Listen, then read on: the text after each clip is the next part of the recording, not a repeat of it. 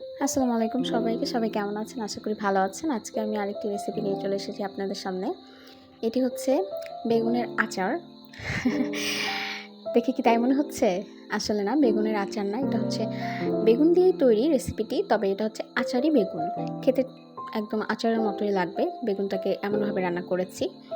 তো রেসিপিটা আমি কিভাবে রান্না করেছি, কী ইউজ করেছি চলুন তাহলে দেখে নেবেন। খুবই সাধারণ একটি রেসিপি, ঘরোয়া পদ্ধতিতেই রান্না করেছি। একটু ডিফারেন্টভাবে বেগুনটা রান্না করেছি। তো আশা করি আপনাদের সবার ভালো লাগবে আমার এই আজকের আচারি বেগুনের রেসিপিটি। তো চলুন তাহলে দেখে নেওয়া যাক আমি আচারি বেগুনটি কিভাবে রান্না করেছি।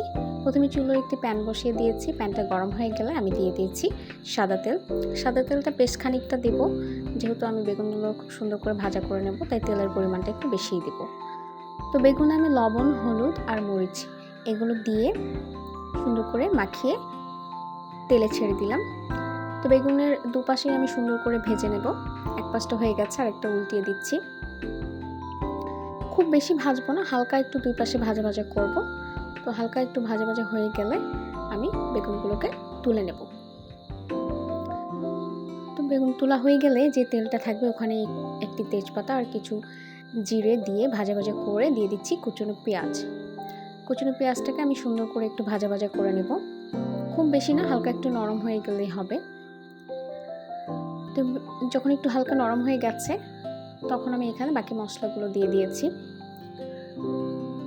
প্রথমে দিয়ে দিয়েছি আমি আদা, রসুন এবং জিরে একসঙ্গে ব্লেন্ড করে নিয়েছিলাম। তো সেখান থেকে আমি দিয়ে দিয়েছি 1 চা চামচের মতো। এবারে দিয়ে দিচ্ছি একটু মরিচের গুঁড়ো, একটু হলুদের গুঁড়ো, একটু ধনিয়ার গুঁড়ো আর পরিমাণ মতো লবণ। যেহেতু বেগুন ভাজার সময় আমি লবণটা ব্যবহার করেছি, তাই এখানে পরিমাণে লবণটা আমি কম ব্যবহার করব। পরবর্তীতে আমি টেস্ট করে দেব, কারণ লবণ বেশি হলে খেতে ভালো লাগবে না। একটু পানি দিয়ে আমি মশলাটাকে কষিয়ে নিচ্ছি। তো মশলাটা কষানো হয়ে গেলে আমি ওখানে একটি টমেটো কুচি করে দিয়ে দিয়েছি। তো টমেটো কুচি দিয়ে আমি মশলাটাকে আরও সুন্দর করে একটু কষিয়ে নেব। তো টমেটোগুলো কীভাবে আমি গলিয়ে দিচ্ছি, গলিয়ে সুন্দর করে টমেটোটা মশলার সঙ্গে মাখিয়ে কষিয়ে নেব। টমেটোটা যখন এভাবে আমার কষানো হয়ে যাবে মশলাটা আমার, এই পর্যায়ে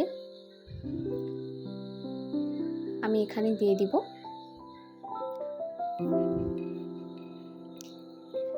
আচারের মশলা। আচারের মশলাটা আমি ঘরে তৈরি করেছি। এই আচারের মশলাটা আমি কিভাবে ঘরে তৈরি করেছি, আপনারা যদি রেসিপিটি জানতে চান তাহলে অবশ্যই আমার কমেন্টে জানাবেন। আমি রেসিপিটি করে দেখাবো আপনাদেরকে।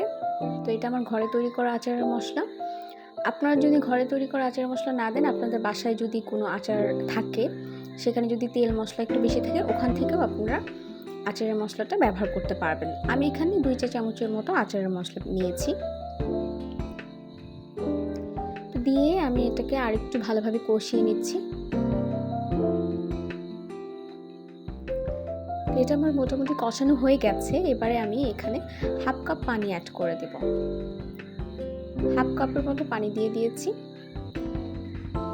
এ পর্যায়ে আমার চুলার আঁচটা একদম হাই হিটে থাকবে। তো পানিটা মোটামুটি যখন আমার বলক উঠে যাবে তখন ওই যে আমি বেগুনগুলো ভেজে রেখেছিলাম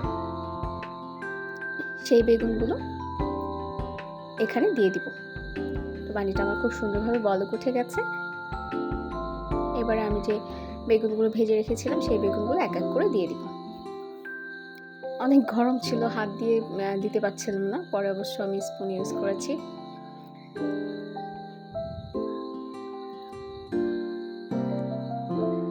সবগুলো বেগুন আমার দেওয়া হয়ে গেছে। মশলার সঙ্গে আমি বেগুনগুলোকে সুন্দর করে একটু নেড়ে নেড়ে মাখিয়ে নেব। বেগুনগুলোকে আমার বেশি নাড়া যাবে না, যেহেতু বেগুন খুব নরম প্রকৃতির সবজি। তো এটাকে যদি আমি নাড়ি তাহলে একদম ঘাটা ঘাটা হয়ে যাবে, তাই খুব সাবধানে নাড়তে হবে। তো এই পর্যায়ে আমি 3-4টি আস্ত কাঁচামরিচ দিয়ে দিচ্ছি। আস্ত কাঁচামরিচ দিলে ফ্লেভারটা কিন্তু খুব সুন্দর আসবে। এমনিতেও অনেক সুন্দর একটা স্মেল আসছে, যেহেতু আমি আচারের মশলা ব্যবহার করেছি। আপনারা যখন রান্না করবেন তখন বুঝতে পারবেন।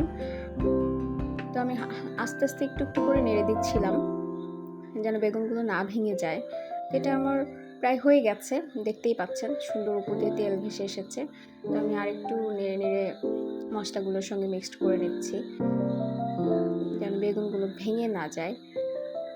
যেহেতু আমি একবার ভেজেছি, এখন আবার রান্না করছি, তো ভেঙে যাওয়ার পসিবিলিটিটা একটু বেশি, তাই খুব সাবধানে রাখতে হবে যেন ভেঙে না যায়।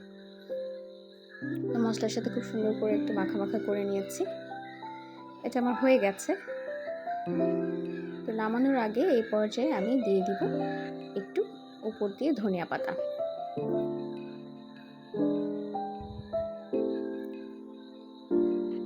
অল্প পরিমাণে একটু ধনিয়া পাতা দিয়ে দিচ্ছি।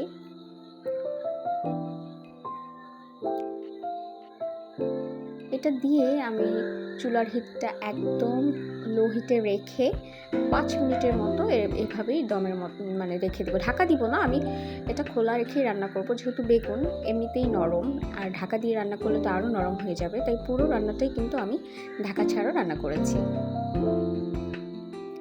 তো আমার কিন্তু রেসিপিটি হয়ে গেছে, চলুন পরিবেশন করা যাক। দেখতেই পাচ্ছেন আমার আচারি বেগুন রেডি হয়ে গেছে। রেসিপিটি আপনাদের কেমন লেগেছে অবশ্যই জানাবেন। আমার কাছে কিন্তু খেতে খুবই ভালো লেগেছিল, স্মেলটা খুব সুন্দর হয়েছিল। তো আপনারা কে কোথা থেকে আমার ভিডিও দেখছেন অবশ্যই আমাকে কমেন্টে জানাবেন। আর আমার রেসিপিটা অবশ্যই বাসায় ট্রাই করবেন, ট্রাই করেও আমাকে জানাবেন কেমন হয়েছিল। খেতে সত্যি খুবই ভালো হয়েছিল। আপনারা অনেক কষ্ট করে সময় নিয়ে আমার ভিডিও দেখেন, তার জন্য সবাইকে অসংখ্য ধন্যবাদ।